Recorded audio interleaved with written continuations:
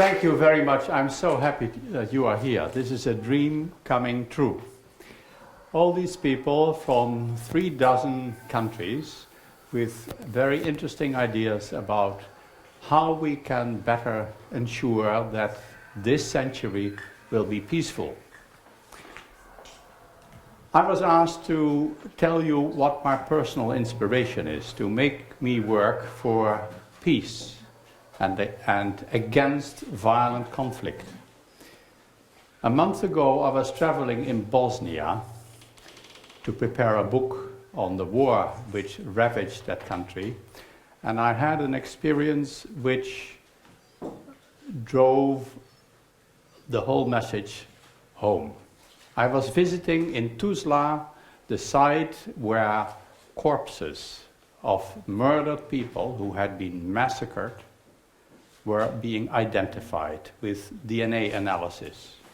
And when you see so many bags with corpses in it, it is almost a statistic.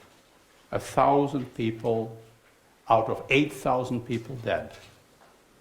And it was strange for me to notice that I did not get all that emotional about it. I knew the story, but I had a very shocking experience immediately afterwards. I stepped out after I had been guided through the identification site, and there were 3 small green caskets. One very small, one very large, and at that same moment 3 women walked to those caskets. Obviously they had been identified. An older woman fell weeping over the big casket, probably her husband. 2 younger women, aged about 35, fell weeping over the small casket. I had a Bosnian interpreter, and he immediately joined and started to pray.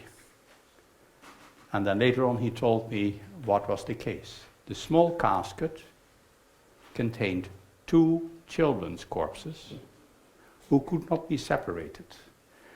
After the massacre in their village, their house was put on fire. And in their dying moments, they clung to each other and died together. And those who identified the corpses decided to leave it this way and put them together in one casket. Now, I couldn't speak for 5 minutes after I had been told this story. But this is the story of individual people who have to go through war, who lose loved ones. And the story of the massacres in Bosnia is the story of the massacres in Rwanda, in Cambodia, in many other places on earth. And what I'm worried about is that such massacres, as a result of violent conflict, are going to be repeated. So we have to fight the causes. One of the causes is state systems falling apart. Another cause is suppressive governments who kill part of their population. A third cause is this strange idea, it looks logical, but it's actually a criminal idea, that the state should be homogeneous, that it should contain only our kind of people, whatever kind of people you belong to.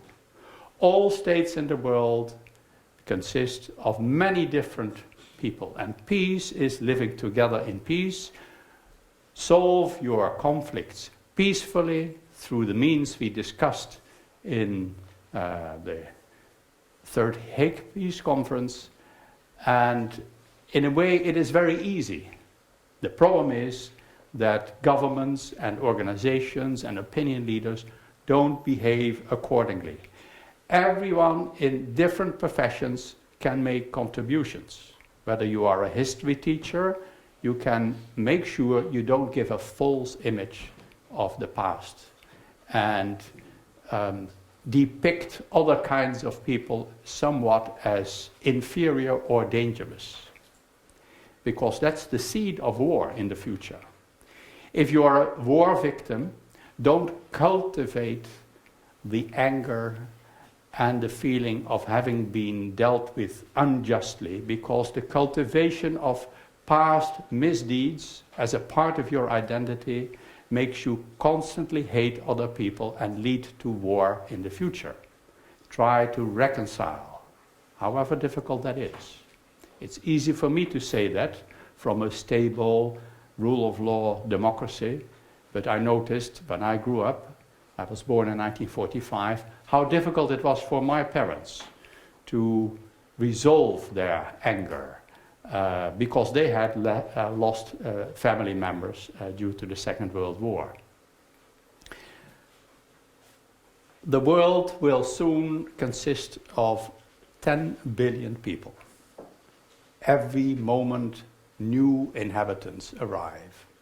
And they have to grow up in a world which has a peaceful system, which means ways to resolve the conflicts in interests, in values that we have, in ideas.